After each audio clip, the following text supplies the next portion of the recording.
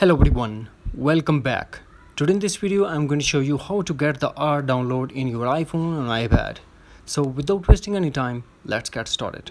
First of all, we are going to launch the Safari browser and search for this website.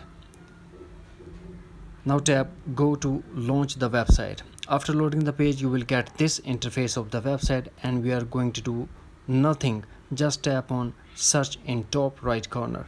Here we have to tap or download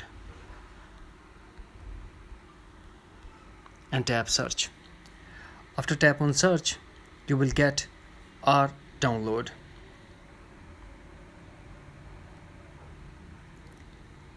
Now tap to launch.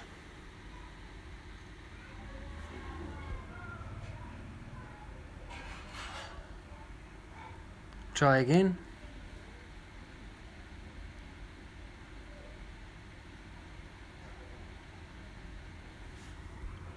Now tap get shortcut.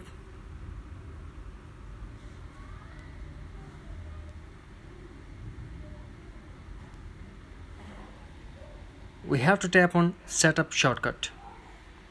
Next, add shortcut. Shortcut for accessibility